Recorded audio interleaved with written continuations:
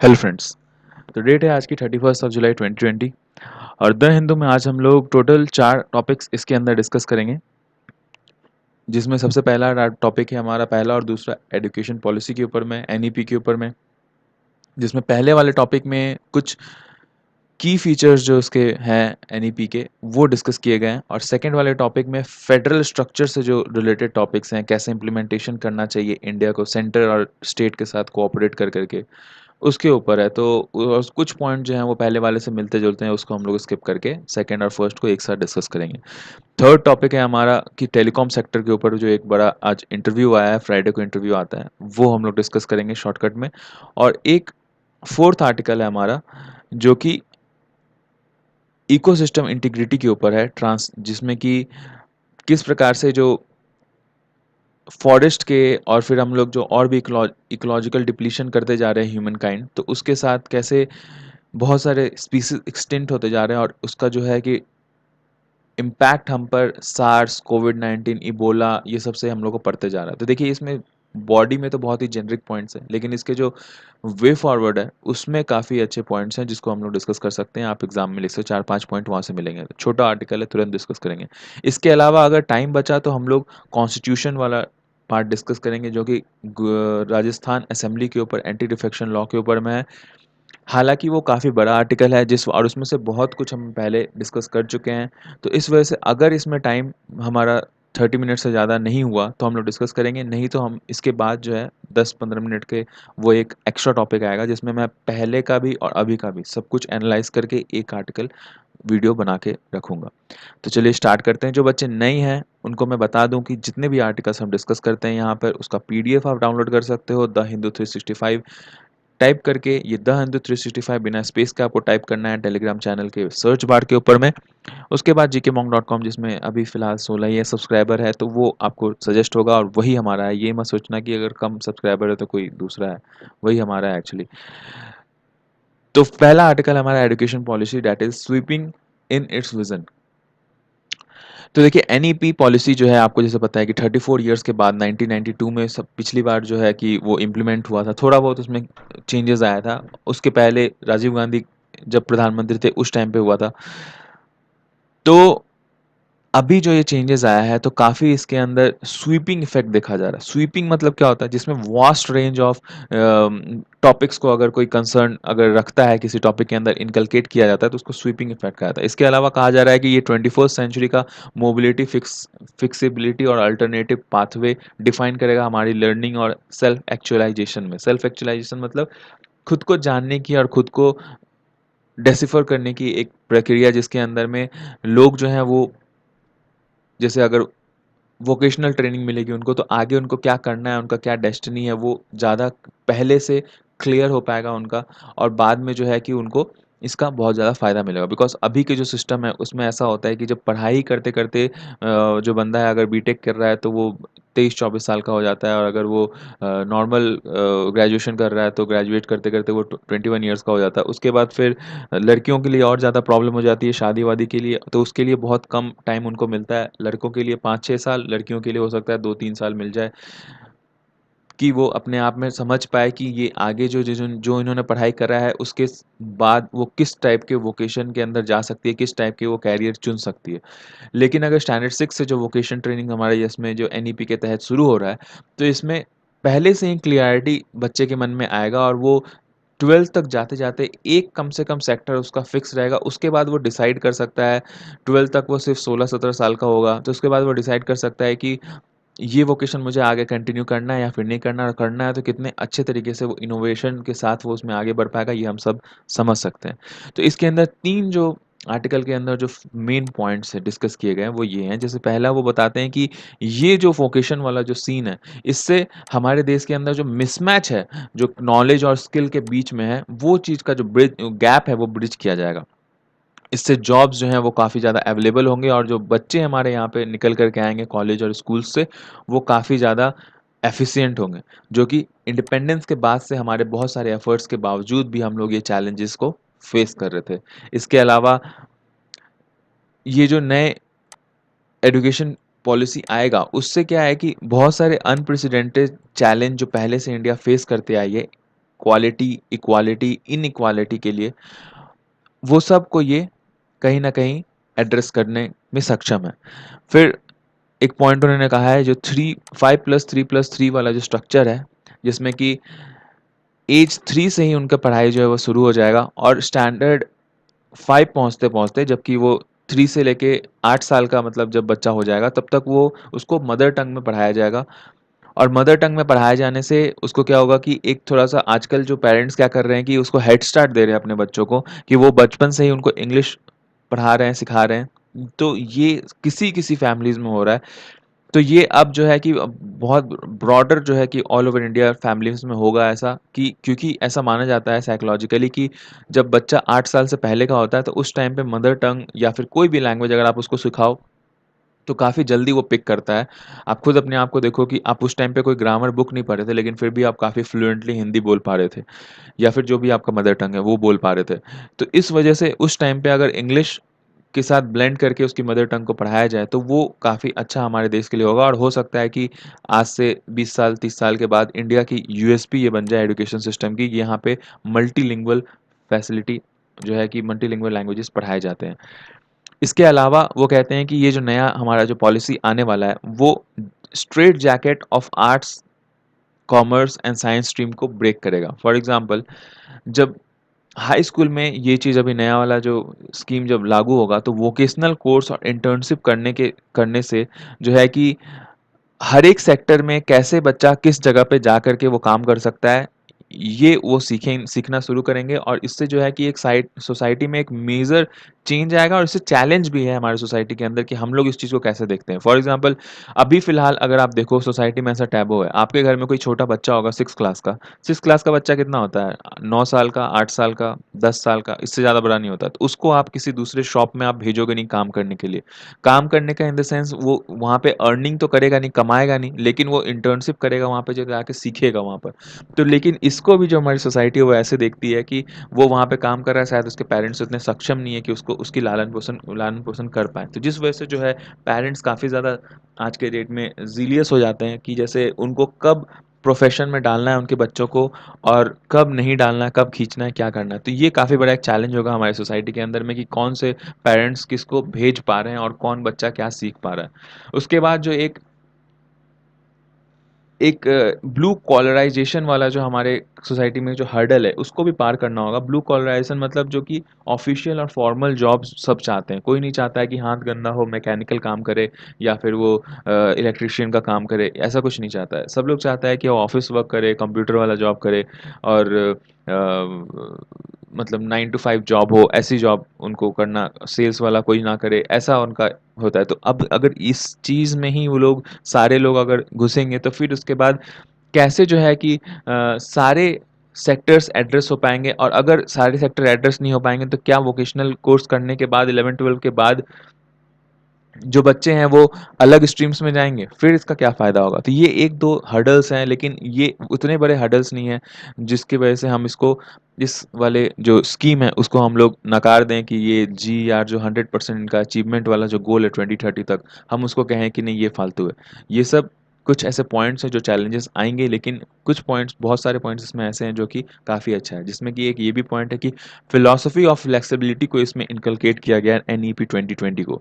जिसके अंदर multi disciplinary और हायर एजुकेशन फ्रेमवर्क जो है उसको भी पोर्टेबल क्रेडिट और मल्टीपल एग्जिस्ट सर्टिफिकेट के साथ डिप्लोमा और ये सब का डिग्री दिया जाएगा। फॉर एग्जांपल, जैसे कल में हम लोग डिस्कस किया था कि अगर कोई बच्चा 4 साल का कोई कोर्स करता है बीटेक या समथिंग, तो उसको 2 साल में कुछ ही कारणवश अगर छोड़ना पड़ता है तो उसको 2 साल तक का ही डिप्लोमा कोर्स का डिग्री दे करके उसको विदा किया जाएगा, ताकि वो अगर फ्यूचर में 2-3 साल के बाद जब उसके प्रॉब्लम्स खत्म हो जाएँ, तो फिर वो अगर जॉइन करना चाहे तो वो अपनी डिग्री 4 साल वाली कंप्लीट कर पाए।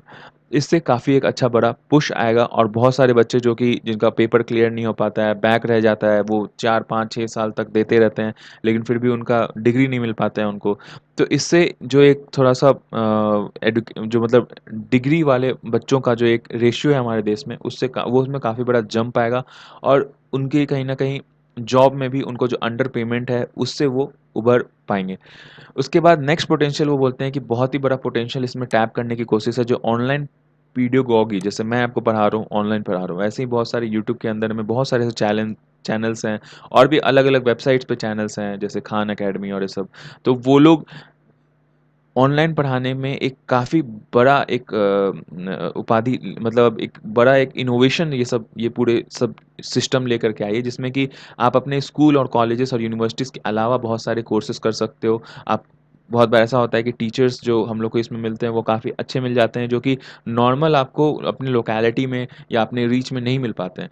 तो ये जो यूनिवर्सलाइज़ेशन ऑफ एजुकेशन हुआ है इस वाले पीडियोगॉगी स्ट्रक्चर में, ऑनलाइन पीडियोगॉगी, इसमें काफ़ी बड़ा पोटेंशियल है, जो कि ये हमारा जो एनईपी है उसको ये जानता है और इसको एनहांस करने के लिए, उसको टैप करने के लिए सक्षम है उसके रिफॉर्मिंग पॉइंट्स के द्वारा।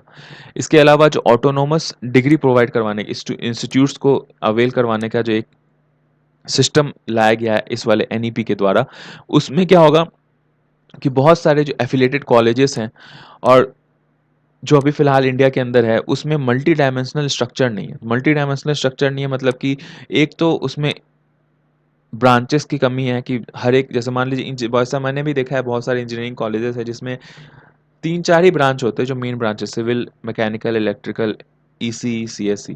इसके अलावा भी बहुत सारे ब्रांचेस होते हैं, एरोनॉटिक्स इंजीनियरिंग होता है, फिर एनवायरमेंटल इंजीनियरिंग होता है, इंडस्ट्रियल इंजीनियरिंग होता है। तो ये सब सारे कुछ एड्रेस सब जगह नहीं होता है। उसके अलावा इसके वजह से क्या होता है कि मल्टी डायमेंशनल यूनिवर्सिटी वो बन नहीं पाता, मल्टी डायमेंशनल इंस्टीट्यूट नहीं बन पाता है। बच्चों को ऑल राउंड डेवलपमेंट नहीं हो पाती है वहाँ पे, तो फिर वहाँ से निकलते हैं, तो कहीं न कहीं उनका जो एक ओवरऑल डेवलपमेंट है वो कॉम्प्रोमाइज़ हो जाता है। इसके अलावा भी कुछ 3, 4, 5 फ़ायदे होंगे, जैसे अगर ऑटोनोमस डिग्री ग्रांटिंग इंस्टीट्यूशंस बन जाएगा हमारे इंडिया में, तो जैसे कि फॉर एग्ज़ाम्पल कोल्हान यूनिवर्सिटी अगर है, जैसे आपके घर के पास में भी कोई इलाहाबाद यूनिवर्सिटी हो, या फिर मैं उसके बारे में नहीं जानता, लेकिन एक झारखंड में कोल्हान यूनिवर्सिटी है। वहाँ पे क्या होता है, यहाँ पे बच्चे ऐसे हैं कि फर्स्ट सेमेस्टर में कुछ एक पेपर इनका नहीं हो पाया किसी कारणवश, उस दिन बंदी था या फिर कोई नेता का डेथ हो गया या फिर कुछ भी हो गया, तो उस वजह से कुछ बच्चे जो हैं वो फर्स्ट सेमेस्टर का एग्ज़ाम उनका नहीं दे पाया। तो इस यूनिवर्सिटी ने कहा कि हम अगले सेमेस्टर में ले लेंगे। लेकिन वो 4th ईयर में पहुँच गए हैं, अभी तक उनका फर्स्ट सेमेस्टर का एग्ज़ाम नहीं हो पाया। तो क्या होता है कि एक बड़ा मास, इसके अलावा बहुत बार क्या होता है केस भी कर देते हैं बच्चे। तो अब जब तक केस की सुनवाई होके निकल के आई नहीं है, तो वो पेपर फिर से वो ले नहीं पाएगा यूनिवर्सिटी। तो इसकी वजह से काफ़ी बड़ा जो बच्चों का समूह है, वो सफ़र कर जाता है इससे। अगर एक छोटा यूनिवर्सिटी हो, जैसे कि for example lovely professional university है, तो वो काफ़ी, मतलब भले वो बड़ा यूनिवर्सिटी है, लेकिन उसमें बच्चे जो हैं वो काफ़ी सीमित नंबर में हैं। तो उसमें जो कॉलेज एडमिनिस्ट्रेशन है, वो इस तरह के बच्चों को काफ़ी स्पेसिफिकली अलग से हैंडल कर सकता है, और उनके वजह से बाकी बच्चे जो हैं वो इसमें पिसेंगे नहीं। तो ये एक अच्छा पॉइंट हो गया। फिर उसके बाद देखिए क्वेश्चंस ऑन रेगुलेशन। अब देखिए रेगुलेशन के ऊपर क्वेश्चंस तो आएँगे। जैसे फॉर एग्ज़ाम्पल पहले से हमारे जो इंस्टीट्यूशंस हैं उनका पुअर आउटकम इस वजह से भी होता है, रेड टेपिज्म की वजह से। जैसे बहुत सारे उसके ऊपर रेगुलेशंस और नियम कानून और प्रॉपर, मतलब पीरियोडिक इंस्पेक्शन की वजह से उनको बहुत कुछ एडहेयर करके चलना पड़ता था, बहुत कुछ लागू साथ में लेकर के चलना पड़ता है। इसमें कहीं न कहीं देखा जाता था कि अगर धाँधलीगिरी वहाँ पे हो रही है, कि अगर सामने वाला जो इंस्पेक्टर आ रहा है, वो उनसे कुछ एक्स्ट्रा पैसे लेकर के जा रहा है और फिर उसके बाद उसके बदले में उनको क्लीन चिट दे रहा है। तो इससे क्या होता था कि कहीं न कहीं जो कॉलेज एडमिनिस्ट्रेशन है वो ये यू टू बी ग्रांटेड ले लेता था कि अगर हम थोड़ा-सा ढिलाई भी देंगे अपने स्ट्रक्चर में, एजुकेशन स्ट्रक्चर, पेडागोगी स्ट्रक्चर में, तो भी हम लोग का बिल जो है वो तो पास हो ही जाएगा और बच्चे जो हैं वो आते ही जाएँगे। इससे कहीं न कहीं बच्चे जो हैं वो सफ़र कर रहे थे और हमारा एजुकेशन सिस्टम सफ़र कर रहा था। तो अब जो है ये सिस्टम में ये पीरियोडिक इंस्पेक्शन नहीं चाहिए, इसको हटा दिया गया है और इसके बजाय जो है सेल्फ असेसमेंट और वॉलंटरी डिक्लेरेशन को अपनाया गया है, ताकि जो अभिभावक हैं, जो बच्चे हैं, वो खुद से ही स्टैंडर्ड सेटिंग्स, फंडिंग किस प्रकार की वहाँ पे होती है, एक्रेडिटेशन क्या मिलता है और क्या-क्या रेगुलेशन है कॉलेज के अंदर, जिसको ओवरऑल लाइट बट टाइट कह के बोला गया है। इसके तहत आप खुद से चुनाव कर सकते हो कौन-सा कॉलेज ये चारों में कितना आगे और कितना पीछे है, वो खुद से डिक्लेयर कर के और एक प्रॉपर ट्रांसपेरेंसी और क्वालिटी ऑफ स्टैंडर्ड्स मेंटेन करके अपने आप को आगे बढ़ेंगे। ठीक है? अब देखिए, जो ये इनइक्वालिटीज़ हमारे देश के अंदर है, आपको पहले भी पता है, हम लोग बहुत सारे आर्टिकल्स में डिस्कस किया है, करीब-करीब हर एक सेक्टर में इनइक्वालिटीज़ की वजह से चैलेंजेस हमारे पास हैं। तो पीडियोगॉगिक स्ट्रक्चर में तो और भी ज़्यादा है, जो अगर बच्चा अफ़ोर्ड कर सकता है वो हो सकता है यूएस में जाकर पढ़े, जो अफ़ोर्ड नहीं कर सकता है उसको हो सकता है कि पढ़ाई ही ना नसीब हो। तो जिस वजह से हमारे सेक्शन काफ़ी बड़े एक सेक्शन जो है वो डिसएडवांटेज रह जाती है। तो उनके लिए भी, चाहे वो फिज़िकली डिसेबल्ड हों या फिर इकोनॉमिकली डिसेबल्ड हों या फिर सोसाइटी के टैबू से वजह से डिसेबल्ड हों। फॉर एग्ज़ाम्पल सोसाइटी के टैबू की वजह से डिसेबल्ड मोस्टली गर्ल्स होती हैं, जिनको पढ़ने के लिए उतना ज़्यादा ऑटोनॉमी नहीं मिल पाता है घर में। तो ये लोगों के लिए भी भारत सरकार जो है इस वाले प्रोग्राम के तहत उनको एडुकेट सपोर्ट प्रोवाइड कर रही है स्कॉलरशिप के थ्रू और भी बहुत सारे पॉइंट्स के रिफॉर्म्स के थ्रू। तो ये भी एक काफ़ी अच्छा एक पॉइंट देखा जा रहा है एनईपी के अंतर्गत। उसके अलावा एंशिएंट इंडियन लैंग्वेजेस जैसे जो इंडियन जो इंडिक नॉलेज जैसे कि क्लासिकल नॉलेज, फिर क्लासिकल लैंग्वेजेस, फिर संस्कृत, ये सब कहीं न कहीं छूटता जा रहा था, तो उसको भी अब साथ में इनकलकेट करके लेके चलने की बात हुई है। और इसी वजह से जो है कि इतना बड़ा जो 6% वूपिंग जो एक 6% ऑफ जीडीपी जो है, उसको सेट किया गया है इसके इम्प्लीमेंटेशन के लिए। तो अब लास्ट में राइटर ये कहते हैं कि देखिए, कभी भी इंडिया के अंदर में एजुकेशनल रिफॉर्म्स लाने के लिए रिसोर्सेज की कभी कमी तो नहीं रही है, कभी भी रोड ब्लॉक हमारा रिसोर्सेज नहीं रहा है। जो मेन रोड ब्लॉक रहा है वो है पॉलिटिकल और पब्लिक का विल। पब्लिक खुद नहीं चाहती है बहुत सारे बच्चे कि अब मेरा बच्चा स्कूल में जाके पढ़ाई करे। जो सरकारी स्कूल के जो बच्चे हैं वो, वहाँ पे जो पेरेंट्स हैं, बहुत सारे अभी भी ऐसे पेरेंट्स हैं कि उनको लगता है कि मैं दुकान में अगर आकर वो मेरा बच्चा काम करेगा तो वो सीखेगा कुछ, स्कूल में जाकर तो वैसे भी नहीं पढ़ रहा है। तो इस वाले सिस्टम में हम लोग को ये चीज़ को एड्रेस करना होगा कि हम लोग को खुद से जागरूक होना पड़ेगा, तभी जाके जो है कि ये चीज़ सिस्टम सही हो पाएगा। नेक्स्ट आर्टिकल में भी एनईपी के बारे में बात हुआ है, तो लेकिन इसके अंदर में स्टेट और सेंटर के बीच में जैसे जो क्या-क्या हमें लेकर के आना चाहिए और कुछ ऐसे एक्स्ट्रा पॉइंट जो हैं वो चीज़ को डिस्कस करा है राइटर ने। जैसे कि राइटर कहते हैं कि फेडरल सिस्टम में कभी भी जो भी इम्प्लीमेंटेशन होता है किसी भी तरह का रिफॉर्म, एजुकेशन रिफॉर्म हो, वोकेशनल रिफॉर्म हो, कुछ भी तरह का रिफॉर्म, तो उसमें सेंटर जो है वो काफ़ी बड़ा एक जाइंट टास्क उसको रोल प्ले करना पड़ता है, ताकि वो कोऑर्डिनेट करे अलग-अलग स्टेट के बीच में और अपने दोनों के बीच में भी, सेंटर और स्टेट के बीच में भी, कि वो कितना कुछ प्रोवाइड करवाएगा और ये जो एम्बिशियस प्लान है उसमें उनका स्टेट्स का उनको कितना सपोर्ट चाहिए। तभी जो जाके है कि हम एलिमिनेट कर पाएँगे पीडियोगॉगिक या फिर स्ट्रक्चर इनइक्वालिटीज़ और एक ग्रेटर सिमेट्री हम अपने सोसाइटी में लेकर के आएँगे। और जो कमर्शियलाइज़ेशन के विरुद्ध जो कि कहा गया है कि चाहे वो सरकारी हो या फिर आपका प्राइवेट कॉलेज हो, उन सब का जो फ़ी है वो कैप कर दिया जाएगा, वो फिक्स कर दिया जाएगा। ज़्यादा कुछ मनमाना कोई नहीं ले पाएगा कि कोई 20 लाख ले रहा है, कोई 40 लाख ले रहा है, ऐसा कुछ नहीं होगा, फिक्स कर दिया जाएगा। हाँ, अभी फ़िलहाल डिपार्टमेंट जो है उसके सीमित हैं फिक्सेशन का, जिसके ऊपर अभी और भी विचार हो सकता है, आगे होगा और इसमें चेंजेस कुछ हो सकता है, होगा। तो इसके वजह से देखिए कि अभी फ़िलहाल हम ये चीज़ से अपना मुँह नहीं मोड़ सकते कि हमारे प्राइमरी स्कूल में जो है ये काफ़ी बड़ा लिटरेसी का प्रॉब्लम है, पुअर लिटरेसी है हमारे यहाँ पे। और जो नंबर है वो आउटकम उतने बढ़िया नहीं देते हैं, बिकॉज़ बहुत सारे बच्चे जो मिडल स्कूल में हैं, प्राइमरी स्कूल में हैं, वो ड्रॉप आउट कर जाते हैं, पढ़ते नहीं आगे 9-10 के बाद में।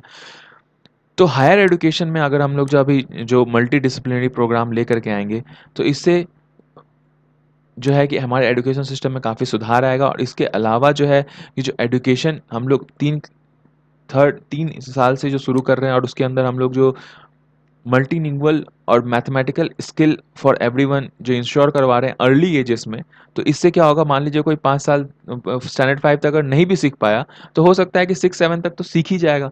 तो इस वजह से जो एक ओवरऑल जो चैलेंज है हमारा, जो प्रॉब्लम जो पुअर एजुकेशन का, वो कहीं न कहीं थोड़ा बहुत इससे इम्प्रूव होगा। इसके अलावा जो higher education commission of India जो रिप्रेज़ेंट करने का और बनाने का, जो नया बनाने का जो एक केस है, वो भी काफ़ी एक अच्छा मेजर चेंज है और इसका वेलकम करते हैं राइटर। इसके अलावा वो कहते हैं कि अब देखिए, ये भी यही कहते हैं कि जो विल है वो मायने करता है। वूपिंग प्रॉमिस तो हो चुका है 6% ऑफ जीडीपी प्रोवाइड करवाने का, लेकिन विल क्या होता है सरकार का और जनता का, ये बहुत ज़्यादा बड़ा एक फैक्टर होगा। और देखिए इसके लास्ट में वो कहते हैं कि कभी भी जो लैंग्वेज है वो बहुत बड़ा एक मेजर रोल मतलब प्ले करता है किसी बच्चे का या फिर किसी भी नेशन का डेवलपमेंट में। तो हमारे यहाँ पे बहुत ही पहले से ऐसा है कि हमें पता है कि उस लैंग्वेज का मेरिट क्या है और उस लैंग्वेज का फ़ायदा क्या है। अगर ऐसा एक कॉमन लैंग्वेज हो पूरे इंडिया भर में जो कि ट्रांसफ़र कर सके, आप कहीं पे भी जाओ, किसी भी जगह पे काम करो, तो ये ईज़ ऑफ बिज़नेस में आपको वो हेल्प कर सके। इंग्लिश इसमें हम लोग को वो हेल्प कर रहा है, लेकिन इंग्लिश के प्रति ध्यान नहीं दिया गया है बहुत सारे स्कूल्स के द्वारा, बहुत सारे टीचर्स भी ऐसे हैं जो कि इंग्लिश में उतना बढ़िया नहीं होते हैं, जिस वजह से जो उनके जो स्टूडेंट्स हैं वो बचपन से ही सफ़र करते हैं। तो जिस वजह से अगर ये जो एनईपी इस चीज़ को एड्रेस करने में बढ़िया तरीके से सक्षम हो जाए, जो कि इसके रिफॉर्म्स स्ट्रक्चर कहते हैं कि ऐसा वो कर लेगा, तो ये एक बहुत ही मेजर ब्रेक थ्रू होगा हमारे देश के लिए। इसके अलावा जो एनर्जी फिल्ड ब्रेकफास्ट का जो प्रॉमिस किया गया है along with nutritious mid day meal, तो ये भी कहीं ना कहीं ओवरऑल जो न्यूट्रिशियस आउटकम है, जो लर्निंग आउटकम है, या फिर जो बॉडी का वेल बिल्ड, जब अगर बच्चा बन करके आएगा, तो वो काफ़ी एक अच्छा हमारे सोसाइटी के लिए काम करेगा, सोशली भी और जो एजुकेशनली डिसएडवांटेज बच्चे हैं उनके लिए भी। तो इस वाले आर्टिकल में तो इतना ही था, दोनों हम लोग मिला करके हम लोग इस चीज़ को किए हैं। और इसके अलावा लास्ट में एक फेलियर जो बताते हैं कि इस पॉलिसी में भी एड्रेस नहीं किया गया, कि यूनिवर्सलाइजेशन ऑफ एसेस प्रॉमिस नहीं किया गया। जैसे कि अगर कोई बच्चा कहीं से भी जा कर के पढ़ाई कर सके स्कूल्स में, तो ये एक जो रूल होना चाहिए था वो चीज़ को अभी इसमें बारे में कुछ कहा नहीं गया, जो कि काफ़ी ज़्यादा इंपॉर्टेंट है। Right to education needs and specific measures to succeed, आगे चल कर के उसको अच्छा प्रॉमिसिंग एक पॉलिसी बनाने के लिए और एजुकेशन सिस्टम को, राइट टू एजुकेशन को स्ट्रेंथन करने के लिए काफ़ी ज़्यादा इंपॉर्टेंट हो जाता था। उसके अलावा वो ये भी कहते हैं कि फ़ी स्ट्रक्चर बहुत सारे स्टेट अभी तक माने नहीं है कि अपने वहाँ पे कैप करेंगे, तो इसके ऊपर में भी अभी ध्यान देना बहुत ज़्यादा ज़रूरी है। जो थर्ड आर्टिकल है वो हमारा इंटरव्यू है टेलीकॉम सेक्टर के ऊपर में, जिसके अंदर जो ग्रॉस रेवेन्यू को शेक करने का जो बात है, कि जैसे अभी टेलीकॉम सेक्टर ऐसा कह रहा है कि टेलीकॉम सेक्टर जो है हमारे देश में, बहुत सारे ऐसे टेलीकॉम सेक्टर है, जैसे आपने देखा होगा कि आइडिया और वोडाफ़ोन एक साथ चल रहे हैं, मर्ज होकर के चल रहे हैं। तो ये वो लोग बंद होने के कगार पे थे, अब जो कि मर्ज करके आगे चल रहे हैं। तो ये जो एक ऐसा अभी पीरियड है हमारे देश में, जहाँ पे टेलीकॉम सेक्टर्स के ऊपर काफ़ी बड़ा, मतलब लोग देखते हैं सामने से कि यार वो कैसे इतना फ़ेल कर रहे हैं, इतने सारे उनके सब्सक्राइबर हैं, फिर भी वो फ़ेल कर जा रहे हैं। लेकिन और इन्वेस्टर्स जो हैं उस इस फ़ील्ड में इन्वेस्ट करने के ललायत हैं, लेकिन वहाँ उसके अंदर जो पहले के जो पुराने प्लेयर्स हैं, वो बहुत ज़्यादा, मतलब बंद होने के कगार पे आए हुए हैं, मतलब उनकी कंपनी बंद होने वाली है। तो ये बहुत ही अजीब, मतलब टाइप का एक सिचुएशन बना हुआ है। अब इसके अलावा अभी जो कोविड-19 का सीन हुआ, तो ऐसा देखा गया कि बहुत सारे जो सिम कार्ड है वो बंद हो गए। तो इसमें जो इंटरव्यूअर हैं वो पूछते हैं क्वेश्चन कि क्या कंज्यूमर डिमांड कम होने की वजह से बहुत सारे सिम्स बंद हो गए? तो इसके अंदर बीके सहगल जो है वो कहते हैं कि देखिए, मुझे नहीं लगता है कि ये कंज्यूमर डिमांड कम होने से ये चीज़ खत्म हो गया होगा। हाँ, ये हो सकता है कि जो बंदे हैं वो एक दूसरे स्टेट से दूसरी जगह माइग्रेट कर गए हैं, वापस अपने घर चले गए, तो हो सकता है उस वजह से वो अपना सिम कार्ड जो है वो बंद कर दिए हों, मल्टीपल सिम कार्ड अब यूज़ नहीं करते हों, और जिस वजह से हमें एक डाउनफॉल देखने को मिल रहा है। और ये telecom regulatory authority of India try जो है वो भी इस चीज़ को एडमिट की है एट एन पॉइंट की 30% जो है वो नंबर कहीं न कहीं कम हो चुका है, या फिर जो लोग हैं कि वो शुरू से ही उतना 30% लोग कम ही यूज़ करते हैं, लेकिन सिम जो है वो एक्स्ट्रा वो ले करके रखे रहते हैं। तो वो जो एक्स्ट्रा जो सिम ले करके रखे रहते हैं, वही 30% जो सिम हो सकता है कि कम हुआ होगा, जिसकी वजह से हमें ये आंकड़ा दिख रहा है। इसके अलावा जो वी श्रीधर हैं, वो कहते हैं कि देखिए, मुझे इसके अलावा इस उस चीज़ के ऊपर में, टेली डेंसिटी के ऊपर में कुछ कंसर्न्स हैं। जैसे कि 2000 के बाद से जो टेली डेंसिटी है हमारे देश के अंदर में, वो अब्रप्टली बढ़ी है। हमारे यहाँ पे 656 मिलियन मोबाइल सब्सक्राइबर्स हैं, और लेकिन इसके अंदर में बस 19 मिलियन जो हैं वो फिक्स्ड ब्रॉडबैंड सर्विस यूज़ करते हैं। फिक्स्ड ब्रॉडबैंड सर्विस जो लोग कम यूज़ करते हैं, उसमें करीब-करीब 200 मिलियन लोगों का बढ़ा हुआ है, सिर्फ़ आखिरी के लास्ट साल में, पिछले लास्ट साल में ही इतना लोग बढ़ा है। तो अभी देखिए कि इतने कम लोग जब फिक्स्ड ब्रॉडबैंड यूज़ कर रहे हैं, तो उसमें हम लोग कितना ज़्यादा अभी फ़ेल हो चुके हैं कि इतनी बड़ी आबादी में सिर्फ़ इतने ही लोग यूज़ कर रहे हैं, जबकि हम लोग अभी फ़िलहाल वर्क फ्रॉम होम चल रहा है, लॉन्ग डिस्टेंस एजुकेशन कर रहे हैं बच्चे, टेलीमेडिसिन प्रैक्टिस किया जा रहा है गाँव देहात में, जो बड़े शहर के जो डॉक्टर्स हैं, वो टेलीफ़ोन पे जो है कि वो, या फिर वो वीडियो कॉलिंग के थ्रू जो है कि वहाँ पे नीचे नर्स इधर बैठा रहता है, वो उनको वो बताते हैं कि आप इसका ये चीज़ चेक करो, उसका वो चीज़ चेक करो, और वो उसको ऑनलाइन जो है किसी दूसरे स्टेट से या फिर बड़े सिटी से उसको एड्रेस करते हैं। तो ये सब चीज़ होने के बाद भी अभी फिक्स्ड ब्रॉडबैंड का जो नंबर नहीं बढ़ा है, तो काफ़ी ज़्यादा कंसर्निंग है, उनको ऐसा वो एग्ज़ाम्पल भी देते हैं कि बीएसएनएल जो वायरलेस ब्रॉडबैंड है, वो अभी पूरे नेशन भर में सिर्फ 21 मिलियन सब्सक्राइबर उसके हो पाए हैं, और ओनली 3% ऑफ टोटल जो है, ये काफ़ी ज़्यादा, जो कि टोटल मतलब पूरे इंडिया भर में 3% ही है, सिर्फ ये तीन पूरे इंडिया भर में, तो ये काफ़ी ज़्यादा वरिंग है। उसके बाद नेक्स्ट सवाल जो है वो है, will the imbroglio over adjusted gross revenue shake the industries foundation. अभी देखिए, पहले हम लोग जब तक ये क्वेश्चंस लें उससे पहले मैं तो आपको बैकग्राउंड देता हूँ कि एक्चुअली ये स्पेक्ट्रम में हुआ क्या है और क्यों इतना जो है कि जितनी भी कंपनियां हैं वो लोग इस सब के स्पेक्ट्रम और यूसेज के लाइसेंसिंग और फीस के ऊपर इतनी दबी पड़ी है। तो बात ये है कि देखिए, सबसे पहले जो इन दोनों के बीच में कोर्ट में केस चल रहा था कि जितने भी स्पेक्ट्रम कंपनीज जैसे फॉर एग्जांपल एयरटेल, वोडाफोन और आइडिया, ये तीनों के साथ जो डिपार्टमेंट ऑफ टेलीकम्युनिकेशन है उनके साथ जो चल रहा था, टसल चल रहा था। और उसमें और भी बहुत सारी कंपनीज जो थी, ये छोटी मोटी कंपनीज वो सब इन्वॉल्व थी कि एजीआर जो है, तो एजीआर के अंदर ये जो टैक्स या फिर जो आप कह सकते हैं कि जो फीस जो लेती है सरकार, मतलब एक दो कारणों की वजह से लेती है। एक तो कि वो लोग लाइसेंस जो दिए हैं टेलीकॉम कंपनी को, उसके ऊपर एक तरह से कह सकते हो कि भाड़ा उनको देना पड़ता है। और उसके अलावा स्पेक्ट्रम वो कितना यूज़ कर रही हो एयर में, जो है कि वो स्पेक्ट्रम कितना ज़्यादा यूज़ कर रहे हैं, तो उसके ऊपर जो है कि फ़ी टेलीकॉम कंपनी को देना पड़ता है। अब इसी के ऊपर जो है टेलीकॉम कंपनी ये कह रहे थे कि मुझे सिर्फ़ और सिर्फ़ जो हम लोग टेलीकॉम सर्विसेज हम जो दे रहे हैं भारत की जनता को और उसके प्रति हम लोग जो कमा रहे हैं, उसके ऊपर हमें सिर्फ़ टैक्स करना चाहिए। स्पेक्ट्रम तो हम ऑक्शन के थ्रू खरीदते ही हैं। ये जो मतलब अभी 2014 में ऑक्शन होके बिकना शुरू हो गया, उससे पहले भी उनको वैसे ही कुछ चार्जेस मिल कर गया और उनको मिलता था। तो वो हम पहले ही खरीदते हैं, तो हमें उसके ऊपर कोई भी चार्जेस नहीं लगने चाहिए। इसी के ऊपर जब केस जब चलता आ रहा था, फिर उसके बाद कोर्ट ने ऐसा बोला कि नहीं, डिपार्टमेंट ऑफ टेलीकम्युनिकेशन जो है वो राइट है और आपको पैसा भरना पड़ेगा। तो इस वजह से अचानक से जो टेलीकम्युनिकेशन जो कंपनीज़ है, जैसे एयरटेल, आइडिया, वोडाफोन, ये लोग सब, तो वो लोग के ऊपर 1.4 लाख करोड़ का करीब-करीब ड्यू आ गया। और इनको अब वो भरने के लिए मतलब सक्षम करीब-करीब नहीं है फिलहाल। बिकॉज़ एक तो ये आ गया उनके ऊपर बिल, उसके अलावा अभी मार्केट में ऐसे सिचुएशंस क्रिएट हो गए जिसमें कि एंड्रॉयड सिस्टम्स आ गया। पहले जो थे छोटे-मोटे कंपनीज़ जो थे वो अपना हैंडसेट और ये सब निकाल कर के बेचते थे। और उस समय जो आपको जैसे याद होगा कि आप अगर फ़ोन यूज़ करते थे घर में, तो उस समय ₹2 प्रति कॉल करके यूज़ होता था और इतने सस्ते दर पे कॉल रेट्स या फिर डाटा यूसेज भी नहीं थे। अब जो है कि वो ये सब जो है कि मार्केट में कॉम्पिटिशन है। जियो जब आया, जियो ये सब में इन्वॉल्व नहीं है, क्योंकि रिलायंस जियो जो है वो जब न्यू कंपनी के रूप में मार्केट के अंदर आया और वो न्यू टर्म्स एंड कंडीशंस के साथ आया था, जिसके अंतर्गत वो ये सब सारा मुद्दा में, ये सब झमेला में पड़ा नहीं। तो उस वजह से उसके ऊपर ये सारा कुछ कर्जा है नहीं।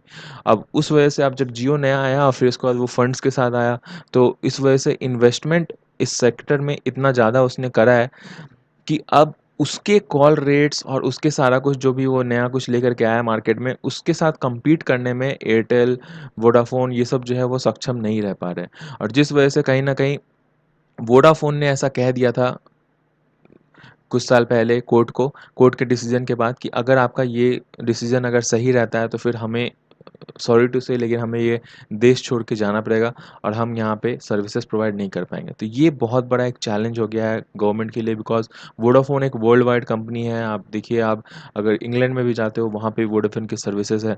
तो अगर ये बाहर वोडाफ़ोन वैसे भी बाहर की कंपनी है, तो वो यहाँ से इंडिया से निकल के चली जाती है, तो बहुत ही बड़ी एक इंडिया की वजह से जो मतलब पूरा जग हसाई हो जाएगी। और हो सकता है कि इंडिया का जो सर्विसेज है और इस सेक्टर में वो और बात बाहर से जो एफडीआई अगर आ सकता है, वो इन्वेस्टमेंट फ़िलहाल आना बंद हो जाए। तो ये एक प्रॉब्लम है। और गवर्नमेंट को ये लोग कह रहे हैं कि आप जैसे जो इतने सारे अलग-अलग जो हैं, जैसे कि अब आप हैंडसेट भी अगर हम बेचते हैं तो उसके ऊपर भी आपको टैक्स चाहिए। हम अगर स्क्रैप भी बेचते हैं अपने टावर्स का या फिर किसी का, उस उसके ऊपर भी हम टैक्स देते हैं। हर चीज़ में हम टैक्स देते हैं, तो आप सिर्फ़ कोर इश्यूज़ के ऊपर हमसे टैक्स लीजिए। तो ये सुप्रीम कोर्ट ने ऐसा जजमेंट दिया कि ठीक है, हम कुछ कोर और नॉन कोर सेक्टर में डिफरेंशिएट कर देते हैं और बहुत सारे उन्होंने रियायतें 2015 के जजमेंट में दी। लेकिन ये जो रियायतें जैसी वो लोग ने कोर्ट ने दिया था, इसके बाद टीडी सैट जो है उसको मिला था, तो फिर उसके बाद इस चीज़ को फिर से जो डॉट है डिपार्टमेंट ऑफ टेलीकम्युनिकेशन, वो टीडी सैट के जो जजमेंट है उसको स्टे लगाने के लिए सुप्रीम कोर्ट में याचिका जा करके उन्होंने लगा दिया। क्योंकि टीडीसैट ने ये चीज़ उनको ऐसा प्रदान किया था ना कि चलिए ठीक है, हम कोर और नॉन कोर सेक्टर में आपका डिफ्रेंशिएट कर देते हैं। तो इसी के ऊपर फिर से जो है कि उनको इंटरेस्ट रेट भी देना है, जो मतलब 1.9 लाख 1.4 लाख करोड़ जो है, उसके ऊपर उनको इंटरेस्ट भी देना है, और उसके बाद उनको वो जो पूरा जो सम है वो तो जमा करना ही है। तो इसी के ऊपर अब राइटर कहते हैं कि देखिए, ये जो पूरा एम्ब्रियो ग्लियो है, जिसके वजह से इसका अगर आप डेफिनेशन देखो, इसका मतलब होता है कि extremely confuse and complicated situation. तो ये जो सिचुएशन है, ये टेलीकॉम कंपनी के तरफ से क्रिएट किया हुआ नहीं है, ये ऐसे सर्कमस्टांसेस क्रिएट हुआ है जिसकी वजह से उनके साथ ये ऐसा कुछ अभी हुआ है। और ये जो डिमांडिंग, जैसे अभी सब लोग उसको कहता है कि चार्जेस उससे हटाने नहीं चाहिए, इंटरेस्ट रेट उससे हटाना नहीं चाहिए, क्योंकि वो विलफुल डिफ़ॉल्टर है, वो लोग जानबूझ के पैसे जो है जमा नहीं करवा रहे हैं अपने। तो लेकिन ऐसा नहीं है, उनके पास ऐसा अभी अर्निंग ही नहीं आ रहा है कि वो सारा कुछ वो अपना पेमेंट कर पाए। तो उस वजह से वो विलफुल डिफ़ॉल्टर तो नहीं है। तो ये पूरा मुद्दा जो मेन जो शुरू हुआ था 1998 के टाइम पे शायद, वो क्या हुआ था, पहले फिक्स्ड कॉल रेट्स होते थे, उसके बाद से क्या कि कॉल रेट्स जो हैं वो अलग डिफाइन करने के छूट मिल चुकी थी। तो उसके बाद से जो है कि अलग-अलग रेट्स डिसाइड होने, उसी समय से है कि फिर केसेस दर्ज होने शुरू हो गए थे। तो वही जो उतना दिन का जो अभी तक के है 15-16 साल का जो डिफरेंस है, उसी का जो इनको इंटरेस्ट देना पड़ रहा है टेलीकॉम सेक्टर्स को, वो उनकी हालत ख़राब हो रही है। अब इसके ऊपर पहले उन्होंने गवर्नमेंट ने 15% टैक्स लगाया था, फिर उसके बाद 13% किया, फिर अभी फ़िलहाल वो 8% है। तो यही इंटरेस्ट जो उनका जो लग रहा है ना इतने दिन का, एक तो वो पूरा सम नहीं दे पा रहे, उसके बाद जो इंटरेस्ट है वो भी उनके लिए बहुत प्रॉब्लम है। तो इसके ऊपर राइटर कहते हैं कि देखिए, जो जस्टिस बोब्डे हैं वो उन्होंने एक जजमेंट सुनाया था पहले, जो देवदास केस के अंदर कहा था। तो देवदास ने कहा था कि मैं तो पहले तो लायबिलिटी नहीं पे कर पा रहा हूँ, जो नॉर्मल जो मेरा फिक्स रेट है वो, उसके अलावा जो और ज़्यादा दिन जैसे बढ़ते जा रहे हैं तो इंटरेस्ट रेट भी बढ़ते जा रहा है, तो और जो मेरे पे जो बर्डन है वो और बढ़ते ही जा रहा है। तो इसके ऊपर बोब्डे ने मतलब जस्टिस बोब्डे ने कहा था कि ठीक है, चलो मैं इंटरेस्ट आपका वेव ऑफ कर देता हूँ, आप जो है उसका मूल जो है वो चुका दो। तो यही राइटर कहते हैं कि इसमें भी हमें ये चीज़ चाहिए। अब इसके बाद वी श्रीधर क्या कहते हैं इसके ऊपर, कि 5% तो आपका यूनिवर्सल सर्विस ऑब्लिगेशन लगता है, यूएसओएफ, प्लस 3% लाइसेंस फी लगता है एजीआर के अंदर। उसके बाद सेकंड, स्पेक्ट्रम चार्जेस के लिए टैक्स देती है ये सारी कंपनीज, वो करीब-करीब 7 से 8% आता है, डिपेंडिंग अपॉन कि कितना आप उसमें अपना जो यूज़ेज़ है, आपका जो जनता कितना यूज़ कर रही है उसके ऊपर। तो टोटल ये दोनों को अगर आप मिलाकर प्लस करो तो 5 प्लस 3 8, और 7 या फिर 8 मिला करके आपका करीब-करीब 16, या फिर मतलब अगर किसी-किसी में 15% भी होता है, तो 15% भी अगर मान के चलते हैं, तो ये बहुत ही बड़ा एजीआर के लिए टैक्स होता है किसी भी कंपनी को के ऊपर लगाना। दूसरे देश में जो कंपनीज़ है वहाँ भी टेलीकॉम सेक्टर्स चल रही है, वहाँ पे लाइसेंस फ़ी और सब कुछ मिला कर के 3% के अंदर में ही वो लोग सब कुछ मेंटेन हो जाता है। उसके अलावा जो है कि यहाँ पे जब ऑक्शन में वहाँ पे जब ऑक्शन जब होता है स्पेक्ट्रम का, उसी टाइम पे ये सब सारा कुछ डिफाइन करके और सब कुछ फिक्स कर दिया जाता है। लास्ट टाइम 2016 में जब ये ऑक्शन हुआ था स्पेक्ट्रम का, तो उसके अंदर जो टेलकोज़ है, जो कंपनीज़ है, वो 60,000 करोड़ पैसे उन्होंने भुगतान किए थे। लेकिन उसके बाद भी जो है ये सारा कुछ मामला फिक्स नहीं हो पाया। तो अब जो राइटर है सजेस्ट करते हैं कि देखिए, ये एक टफ डिसीज़न है, लेकिन डिसीज़न लेना पड़ेगा डिपार्टमेंट ऑफ टेलीकम्युनिकेशन को, कि उनको कैंसल करना है बहुत सारे एजीआर ड्यूज़ जो हैं, जो कि पेनल्टी के लिए बचे हुए हैं। और मतलब, और इसमें आप हो सकता है पेनल्टी आप इसको ले लो आगे चल के, जो उस टाइम पे कोर्ट के साथ डिसाइड हुआ था। लेकिन जो एजीआर के जो टैक्सिंग जो आपका जो कंडीशंस है और ये सब सारा कुछ जो है, वो उसको आपको आगे चल कर के थोड़ा और एडजस्ट करने की, बहुत मतलब रियायत देने की आपको बहुत ज़्यादा ज़रूरत है और जल्द ज़रूरत है। बिकॉज़ सुप्रीम कोर्ट का इसमें जितना ज़्यादा गलती नहीं है, क्योंकि सुप्रीम कोर्ट ने इसके ऊपर डिसीजन दिया था कि उनको ये कहा गया था कि इनके ऊपर रेवेन्यू ड्यू है, लेकिन अभी तक ये रेवेन्यू वापस नहीं किए हैं। तो उसके ऊपर सुप्रीम कोर्ट ने इसका अपना जजमेंट दिया था। सुप्रीम कोर्ट के हाथ में ये चीज़ नहीं है कि वो डिसाइड कर दे कि एजीआर के जो टैक्सेशन रेट्स हैं, वैल्यूज़ है, वो क्या होनी चाहिए। नेक्स्ट क्वेश्चन ये पूछते हैं कि देखिए, अब जो सीन ये सब क्रिएट हो गया है, तो इससे क्या हमको क्या लग रहा है आगे? जैसे वोडाफ़ोन ने पहले भी धमकी दे दिया था कि हम इससे हो सकता है पुल आउट कर देंगे। तो इसके ऊपर राइटर कहते हैं, वी श्रीधर, वो कहते हैं कि देखिए, अगर वोडाफ़ोन पुल आउट कर भी लेता है ना, तो फिर उसके बाद हमारे पास 2-3 3 प्लेयर हमारे पास बच जाएँगे। 3 प्लेयर कोई बहुत बुरा नहीं है, यूएसए में भी 3 प्लेयर ही ऑपरेट करते हैं, 3 से 4 प्लेयर ऑपरेटर्स ही ऑपरेट करते हैं वहाँ पे। लेकिन इंडिया में ऐसा नहीं है, इंडिया के अंदर अगर वोडाफ़ोन हटेगा तो आइडिया गिर जाएगी और एयरटेल का पहले से ही बुरे हाल चल रहा है। तो हमारे पास यहाँ पे सिर्फ़ और सिर्फ़ रिलायंस जियो बच जाएगा और मोनोपोली किसी भी सेक्टर में बहुत ही ज़्यादा खतरनाक है। नेक्स्ट उनसे पूछा जाता है क्वेश्चंस राइटर से कि क्या कंपनीज़ को शुरू में ही जब उनको ऑप्शन मिला या फिर जब उनको ज़िम्मेवारी मिला तो शुरू से ही उनको ऐसा वोडाफ़ोन और ये लोग को अपने क फ़र्म में बना लेना चाहिए कि हमें इतना रुपया एजीआर के लिए फ़िक्स रखना है। क्या ऐसे बनाने से फिर आगे वो अपना मतलब जो एक क्लैरिटी आ पाएगी उनकी फ़ंक्शनिंग में और दोनों एक तरह से अच्छे काम कर पाएँगे। तो इसके ऊपर बीके सहगल बोलते हैं कि देखिए, अगर कोई प्रोविज़न बना लेता है अपनी कंपनी में कि इतने रुपए मुझे देने हैं हर साल, तो उससे ये नहीं हो जाता है कि वो मतलब ये हो जाता है कि चलिए हमको इतना रुपया देना है, लेकिन वो साथ ही साथ कंपनी को ऐसा मानना भी पड़ेगा कि हमें इतना रुपया देना है और ये हम लोग हो सकता है आगे पेमेंट नहीं कर पाएँगे जिस वजह से हमको इतना रुपया निकाल कर के चलना है।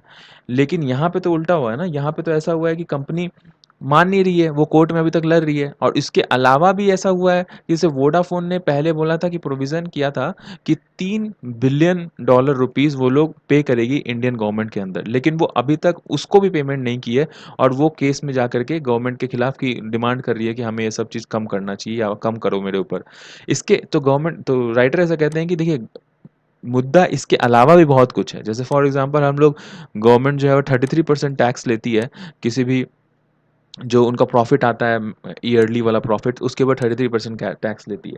लेकिन अभी फ़िलहाल जो सेक्टर है वो बहुत ज़्यादा प्रॉब्लम में चल रही है। तो अभी ये सेक्टर भी जो है उतना बढ़िया वो लोग मतलब दिमाग से काम नहीं लिया अभी तक फ़िलहाल, क्योंकि वो अगर चाहती तो जा कर के रेवेन्यू न्यूट्रलाइज़ेशन करवा सकती थी सरकार के द्वारा, लेकिन उन्होंने करवाया नहीं। रेवेन्यू न्यूट्रलाइज़ेशन का मतलब क्या हो गया कि वो जाते आगे, जैसे कि यूके में हुआ था कि एक कंपनी थी वहाँ पे ऑफकॉम, तो वो गवर्नमेंट के पास गई और उन्होंने जाके कहा कि देखिए, हम हमेशा जो है अपने जो टैक्स का जो आपका जो पेमेंट है वो पूरा का पूरा नहीं कर सकते हैं। कभी-कभी हमारे पास डिस्ट्रेस होता है जिस वज़ह से हमें अलग चीज़ों के लिए पैसे उतने नहीं बच पाते हैं, तो वो सब काम करने के लिए हमें थोड़ा-सा उनके ऊपर स्ट्रेस देना पड़ता है। तो वैसे ही कुछ विलफुल यहाँ पे स्प्रेडशीट लगा कर के ये लोग गवर्नमेंट से दरख्वास्त कर सकती थी कि या फिर गवर्नमेंट खुद से अपना सुओ मोटो कॉग्निजेंस लेकर के खुद से बोल सकता था कि चलिए हम रेवेन्यू न्यूट्रलाइज़ेशन करते हैं।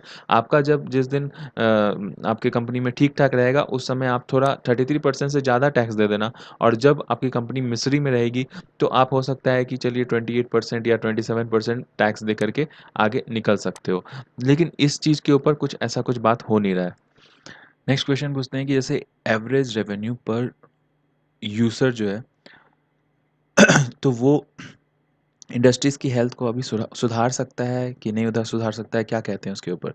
तो वी श्रीधर कहते हैं कि देखिए, अगर हम आईटीयूज़ आईसीटी प्राइस बास्केट का स्टडी को अगर हम देखें तो इंडिया का जो डाटाबेस प्लान्स है वो 49th है पूरे वर्ल्ड ओवर में और ये जो डाटाबेस प्लान है आपका वो 1.5 जीबी पर मंथ अभी फ़िलहाल हमें पड़ता है, करीब-करीब $4.75 पर मंथ पे पड़ता है।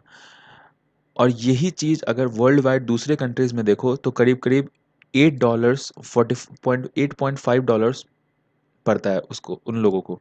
ये जीएसएम डाटाबेस जो है उसका रिपोर्ट बताती है। तो वर्ल्ड लेवल पे हम लोग जितना यूज़ कर रहे हैं वो हम लोग बहुत कम यूज़ कर रहे हैं और इंटरनेशनल एवरेज से हम लोग काफ़ी ज़्यादा कम है। तो हम लोग यहाँ पे वर्ल्ड जो एवरेज है उससे तो पहले ही हम लोग कंपैरिज़न में बहुत ज़्यादा लो है। तो इसके ऊपर आप ज़्यादा कुछ कर नहीं सकते क्योंकि ये जो डिफ़ाइन होता है वो परचेज़िंग पावर पैरिटी के ऊपर डिफ़ाइन होता है कि किस देश की कितनी देने की क्षमता है, वहाँ की जनता की कितनी देने की क्षमता है। तो इसके ऊपर आप ज़्यादा कुछ कर नहीं सकते हो। तो क्या आप कर सकते हो कि अपना जो इकोसिस्टम है कि आप क्या-क्या बेचते हो आप उस चीज़ को बढ़ा-घटा सकते हो। तो इसमें राइटर सजेस्ट करते हैं कि जो सर्विस प्रोवाइडर है उनको सर्विस प्रोवाइडर की जगह सॉल्यूशन प्रोवाइडर बनना चाहिए। जैसे कि सिर्फ़ और सिर्फ़ वो लोग यही सर्विस नहीं बेचें, अपना सिर्फ़ जो कनेक्टिविटी है सिर्फ़ या बैंडविड्थ है वही सिर्फ़ प्रोवाइड ना करवाएँ, इसके अलावा भी बहुत कुछ प्रोवाइड करवाएँ। जैसे कि अभी 5G जब आने वाला है तो उसके अंदर में एलओटी आएगा, मतलब इंटरनेट ऑफ थिंग्स में आईओटी सॉरी। तो इंटरनेट ऑफ थिंग्स के अंदर में आपको जैसे बहुत कुछ उसमें इन्वॉल्व हो जाता है। आर्टिफ़िशियल इंटेलिजेंस के साथ में कार को आप ऑटोमेट कर सकते हो, घर के बहुत सारे सामान ऑटोमेट कर सकते हो, लाइट्स टीवी, कैमरा मतलब बहुत कुछ ऑटोमेटेड हो जाता है। उसके लिए आपको बैंडविड्थ चाहिए, उसके लिए आपको जो है कि वाई-फाई चाहिए। तो ये सब के अंदर भी जो है कैसे भी कर के ये सर्विस प्रोवाइडर्स को इन्वॉल्व होने की ज़रूरत है, तभी जाकर के उनको लॉन्ग टर्म में उनकी सस्टेनेबिलिटी आ पाएगी। तो इसके अलावा वो वैल्यू एडेड सर्विसेज़ भी प्रोवाइड करवा सकते हैं, जैसे अभी भी वो हेलो ट्यून, रिंगटोन और सब क्या-क्या प्रोवाइड करवाते रहते हैं। तो उन जैसे ही इनको और भी कुछ इनोवेशन लेकर के आना पड़ेगा, तभी जाके वो जो है इस मार्केट में सर्वाइव कर पाएँगे और थोड़ा-सा अपना जो बेसिस है इनकम का वो बढ़ा पाएँगे। इसके अलावा भी बीके सिंघल ये कहते हैं, जो दूसरे राइटर हैं, वो कहते हैं कि देखिए सितंबर 2016 से अभी तक में 4 साल में जो यूज़र है, उसका जो डाटा यूसेज है, बहुत ज़्यादा बढ़ गया। सितंबर 2016 में एट एन एवरेज 0.35 जीबी पर सब्सक्राइबर यूज़ करता था 1 महीने में। आज के डेट में एक सब्सक्राइबर 1 महीने में 10 जीबी यूज़ करता है। तो आप देखिए करीब-करीब 43 टाइम्स जो है आपका लास्ट 3 ईयर में बढ़ गया है यूसेज। तो आपका रेवेन्यू भी बढ़ना चाहिए था, लेकिन आपका रेवेन्यू नहीं बढ़ता है। क्यों नहीं बढ़ता है? क्योंकि आप बहुत कुछ फ्री में ये फ्री ले लो, वो फ्री ले लो, ये वाला ट्रेंड आपको जो है ख़त्म करना पड़ेगा। ये ट्रेंड जैसे ही आप ख़त्म करोगे, तो आपको आप फिर उसके बाद कुछ-कुछ सर्वे करोगे कि कितने लोग अभी जो वॉइस जो आजकल जो बहुत सारे इंडिया से जो लोग हैं वो बाहर रहते हैं, विदेश में रहते हैं। तो वो लोग मतलब विदेश वाला जो कॉलिंग है वो ₹7 ₹8 से शुरू होता है, ₹15 भी बहुत जगह पे है। तो वो कि उसके जगह पे आप ब्रॉडबैंड का जो डाटा है वो यूज़ कर रहे हैं। उनसे वो वीडियो चैट और वीडियो कॉलिंग ये सब कर रहे हैं। तो इनके ऊपर एक रिपोर्ट आप निकालिए कि आपको कितना इससे लॉस हो रहा है। और अब तो ऐसा भी निकल गया है कि अगर वाई-फाई आप घर में लगाओ तो घर पे भी आप जो है कि फ़ोन पे भी बात कर सकते हो वाई-फाई के थ्रू। ऐसे मतलब अभी फ़िलहाल के लिए तो सिर्फ़ कुछ ही कंपनीज़ दे रही है, तो सब लोग नहीं दे रहे हैं अभी ये चीज़। तो इस सब के ऊपर आपको रिपोर्ट निकालना चाहिए और आपको इसके अनुसार ही अपने फ़ेवरेबल कंडीशंस बनाने चाहिए ताकि आपका जो सेल्युलर इंडस्ट्री है, वो सीरियसली ग्रो करे।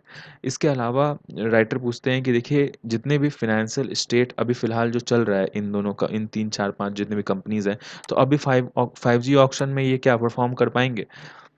क्या एनवायरनमेंट है इनके लिए ऐसा? तो इसमें वी श्रीधर जो है वो कहते हैं कि देखिए 5G ऑक्शन के बारे में आपको नहीं सोचना चाहिए अभी क्योंकि हम 1G से लेके 2G से लेके अभी 5G के ऊपर आ चुके हैं। इतने दिन तक हम लोग काफ़ी बढ़िया से ऑक्शन चलाए हैं और इसमें टेल्कोज़ ने काफ़ी बढ़-चढ़ के हिस्सा भी लिया है और उन्होंने खरीदा भी है सब स्पेक्ट्रम्स। तो 5G में भी खरीदेंगे और 5G सिर्फ़ कनेक्टिविटी की बात नहीं है, 5G के अलावा 5G में बहुत कुछ और भी इन्वॉल्व्ड है।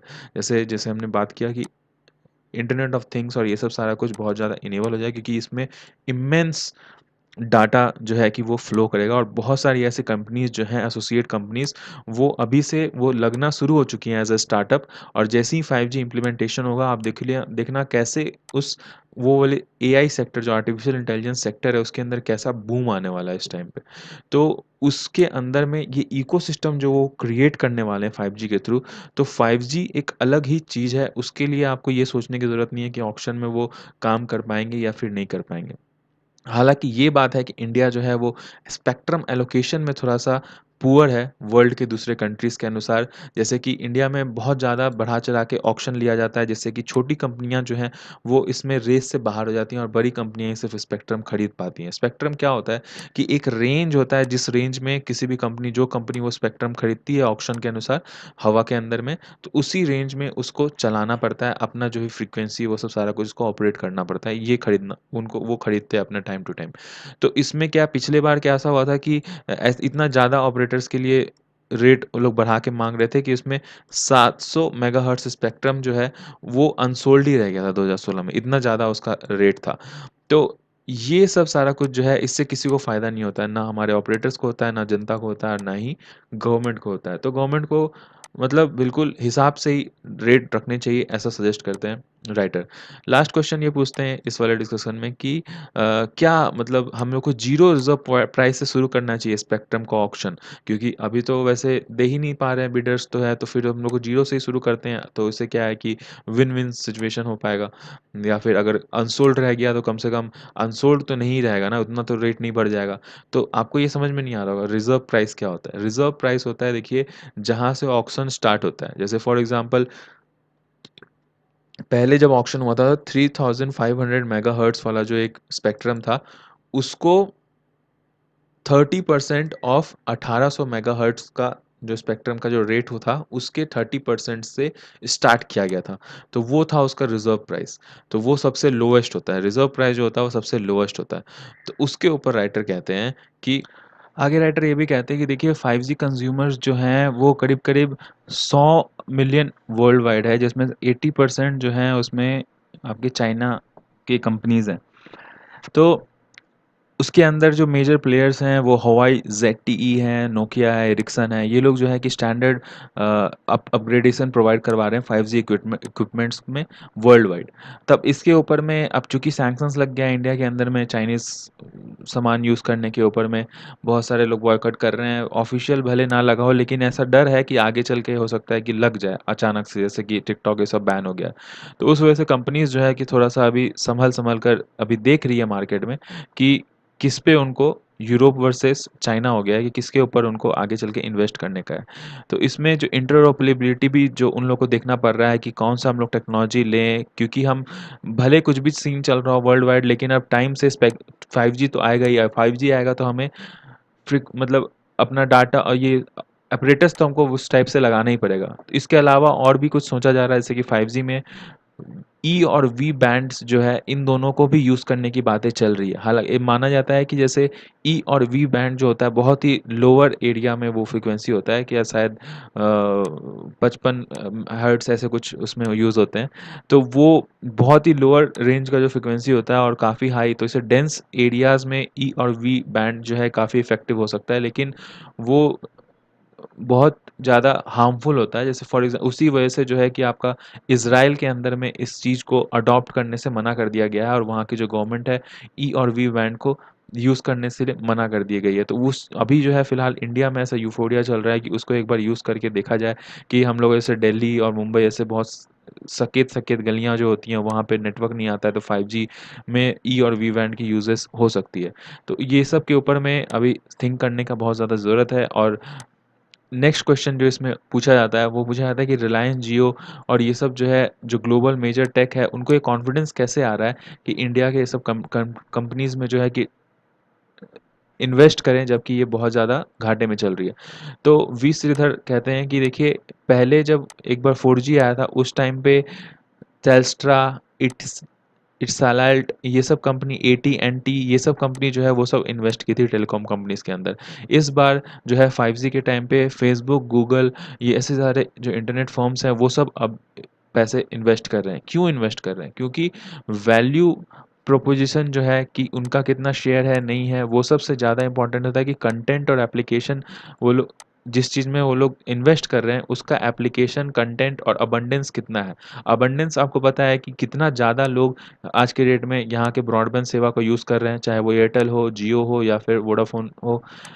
और कंटेंट आपको पता ही है कि नेट के बिना तो आगे कुछ चलने वाला है नहीं। तो जिस वजह से वो लोग भी इस टाइप की कंपनीज़ को यहाँ चाह रहे हैं कि वो सर्वाइव करे।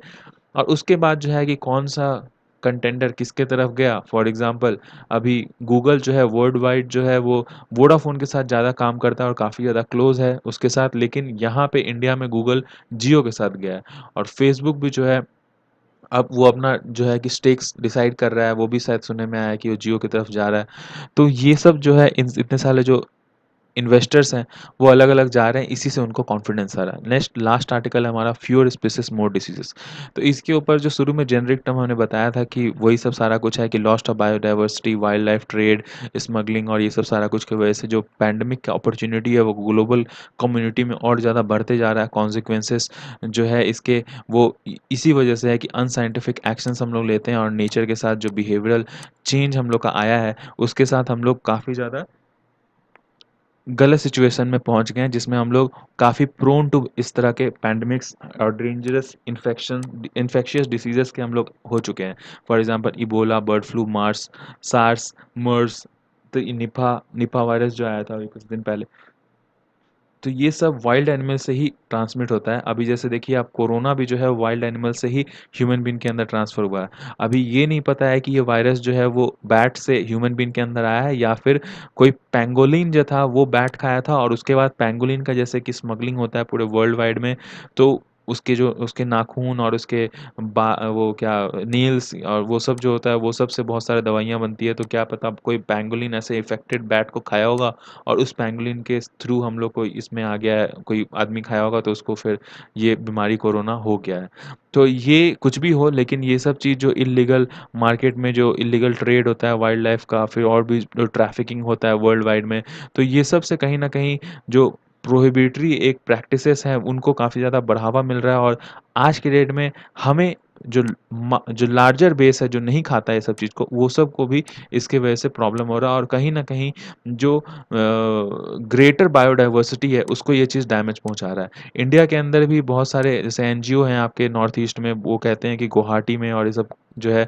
जगहों पे protection of eastern Himalayan biodiversity और ज़्यादा बढ़ाने की ज़रूरत है, क्योंकि इंडिया बहुत सारे वल्नरेबल और थ्रेटेन्ड स्पीशीज़ को आश्रय देता है। जैसे फॉर एग्ज़ाम्पल नॉर्थ ईस्ट के जंगलों में जो ईस्टर्न हिमालयन बायोडायवर्सिटी है उसके अंतर्गत पैंगोलिन आता है, जो कि काफ़ी ज़्यादा स्मगल किया जाता है पूरे वर्ल्ड वाइड।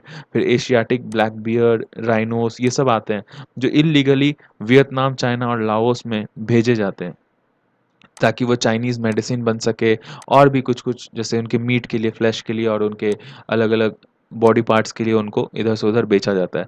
तो ये सब चीज़ जो है बायोडायवर्सिटी और इकोसिस्टम सर्विसेज़ जो है उसको काफ़ी ज़्यादा अफ़ेक्ट करती है। और बहुत सारे रिपोर्ट जो हैं हमारे इंडिया के अंदर में और वर्ल्ड वाइड में, वो ये शो करता है कि इसके वजह से जो बैलेंस का जो डैमेज आता है हमारे नेचर में, उसको रिप्लेस नहीं कर सकते हैं। और ये जो हमारा नेचुरल और कॉमन जो हेरिटेज है उसको भी काफ़ी ज़्यादा डिस्ट्रॉय पहुँचाता है और उसको हानि पहुँचाता है। तो लास्ट में वे फॉरवर्ड में ये कहते हैं जो हमारे राइटर हैं कि तो मेन जो है कि वे फॉरवर्ड इस वाले आर्टिकल में इम्पोर्टेंट है। वे फॉरवर्ड में वो कहते हैं कि 2050 का जो विज़न है हमारा बायोडायवर्सिटी के प्रति, कि living in harmony with the nature, तो ये वाला को हमको लेकर के आगे बढ़ने की ज़रूरत है। और health of people, wild, domesticated animals, environment, इन सब चीज़ों को भी आगे कैसे प्रिजर्व करके आगे बढ़ने का है, वो चीज़ को सोचने की ज़रूरत है। जितने भी हमारे पास एक्ट्स हैं, go green, promote green jobs, towards achieving carbon neutral economics, ये सब सारा को स्ट्रिक्टली फॉलो करने की ज़रूरत है।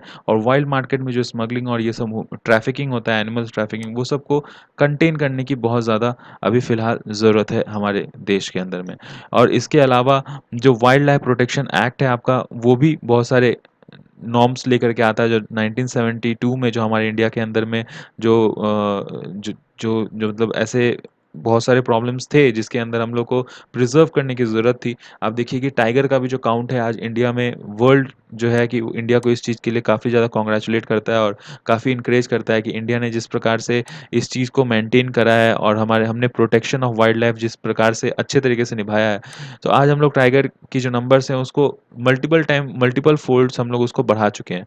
तो इसी प्रकार से और भी जो हम लोग को दूसरे जो नॉर्म्स हैं और जितने जो एक्ट्स हैं उसको हम लोग को थोड़ा-सा बल देना की ज़रूरत है। जैसे फॉर एग्ज़ाम्पल अम, जो बायोलॉजिकल डाइवर्सिटी एक्ट 2002 है, जिसके अंदर it strategise and action plan include the national biodiversity targets. तो ये सब सारा कुछ को फिर से नेशनल बायोडाइवर्सिटी टारगेट्स को फिर से वो स्ट्रेटेजाइज करके और अच्छे एक्शन प्लान के थ्रू उसको किस प्रकार से और अपबिल्ड करना है, ये सोचने की ज़रूरत है। और फिर नेशनल बायोडाइवर्सिटी मिशन, जिसके अंतर्गत हम लोग कोऑर्डिनेट करवाते हैं, इंकरेज करते हैं ग्रेटर एंगेजमेंट के लिए सोसाइटी के थ्रू, और असिस्ट करते हैं मेन स्ट्रीम बायोडाइवर्सिटी डाटा को और इन्फॉर्मेशन को, कि किस प्रकार से एडवाइस कर सकें हम डिसीजन मेकिंग बॉडीज़ को, ताकि वो नए प्लान्स और कंजर्वेटिव मेथड्स, मैनेजमेंट रिसर्च के थ्रू वो लोग लेकर के आ सकें हमारे बायोडाइवर्सिटी के लिए। तो ये 2007 से जो है कि एस्टैब्लिश हुआ है और इसको फंड भी किया जाता है heritage council and department culture heritage के द्वारा।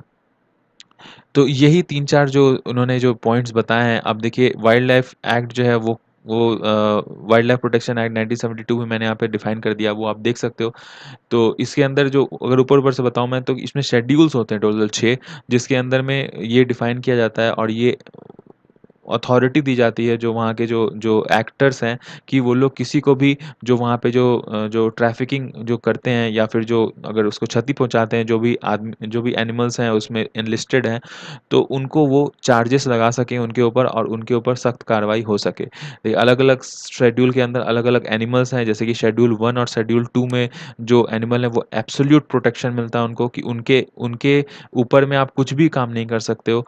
और बिल्कुल उनकी ट्रैफ़िकिंग तो छोड़िए, आप उसको वैसे भी मार नहीं सकते हैं और जो है वेटरनरी डॉक्टर्स भी उनको असिस्ट करते हैं तो काफ़ी सँभाल के यूज़ करते हैं। तो उसके बाद जो शेड्यूल 3 में भी जो एनिमल्स हैं उनको प्रोटेक्ट किया गया है शेड्यूल 3 और शेड्यूल 4 में और कुछ ऐसे प्लांट्स भी शेड्यूल 5 के अंदर में है जिसको लोग उगा नहीं सकते। जिसको और वो उसको जैसे नेचुरल और वाइल्ड लाइफ में अगर है तो वो उसको वैसे ही छोड़ना है, उसको उगाने वाला सीन नहीं है। तो ऐसे ही कुछ-कुछ प्रोहिबिशंस हैं, जैसे शेड्यूल 5 में कुछ ऐसे एनिमल्स हैं जिनको हंट नहीं कर सकते और अगर वो किए जाते हैं तो एनफोर्समेंट जो ऑफिशियल्स हैं उनके ऊपर कार्रवाई कर सकते हैं। तो ये सब जो है बायोडायवर्सिटी के थ्रू और उसके मैनेजमेंट के थ्रू कमिटीज़ जितनी हैं, लोकल हो या फिर स्टैट्यूटरी बॉडीज़ हो, उन सबको हम लोग को और ज़्यादा सिग्निफिकेंट रोल प्रोवाइड करवाने की ज़रूरत है और मास लिटरेसी की ज़रूरत है कि कैसे मास बायोडायवर्सिटी लिटरेसी लेकर के आएँ और हम इस मिशन के साथ उसको जोड़ करके अपने इकोसिस्टम को काफ़ी अच्छा और इंटीग्रिटी के साथ उसको रेगुलेट कर सकें। तो आज के लिए इतना ही था। नेक्स्ट वो जो कॉन्स्टिट्यूशन वाला एक्ट है मैं उसको वैसे ही डालने की कोशिश करूँगा। Thank you, have a nice day.